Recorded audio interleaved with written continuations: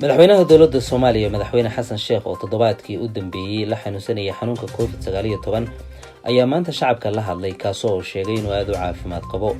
madaxweynaha ayaa waxaa ka garab muuqday ra'iisul wasaarihiisa cusub Xamse Cabdi Barre kaasoo ay muujinayeen sawirro wanaagsan oo farxad iyo hidilo muujinaya.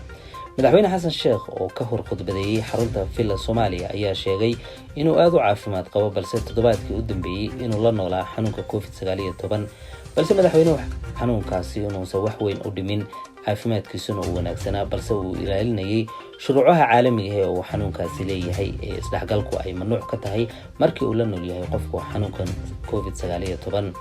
madaxweynaha ayaa sheegay inuu shaqadiisa si toos ah uga dhaxwaday intii uu guriga ku xaninaa haddana sheegay toddobaadka soo socda inuu si toos ah xafiiskiisa ugu laaban doono shaqadana bilaabi doono. dhanka kale ra'iisul wasaaraha Soomaaliya ayaa la sheegayaa inuu soo bandhigay liistihii iyo xukuumaddii uu isagu markaa rabay inuu soo sameeyo. xukuumadda ra'iisul wasaaraha ayaa toddobaadkan la shaacin doonaa sida ay ku wadaan dadka intooda fara badan walow aan weli jirin wax sax ah oo la shaaciyay. sidoo kale madaxweyne Xasan Sheekh oo ay ka muuqatay farxad iyo dhoolla cadeyn ayaa sheegay dalku inuu jaha wanaagsan u dhaqaaqi doono rajooyin fiican oo qabo dadkana ugu bishaareeyay inay noqon doonaan dal wanaagsan iyo dad wanaagsan.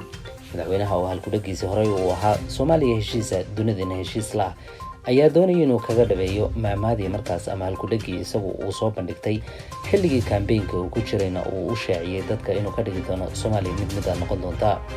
madaxweyne Xasan Sheekh oo maanta dadka la hadlaya sheegay inay caawiyaan garabna isku ahaadaan sidoo kale toddobaadka xorriyadda inay Soomaalidu inta badan isgarab istaagaan maadaama uu lagu jiro xilli abaareeda dadku inta badan ay waxba haysanin. madaxweynaha Soomaaliya iyo ra'iisul wasaaraha cusub ayaa laga filayaa xukuumad tayo leh inay soo dhisaan iyadoo dalku uu dhaqaaqi doono jaha marka la rajeynayo sawir wanaagsan inay leedahay. madaxweyne Xasan Sheekh ayaa filasho badan laga filanayaa iyo ra'iisul wasaarihiisa cusub isagoo khibrado badan oo in ka badan 10 sano u leeyahay madaxweynuhu maamulka dalka.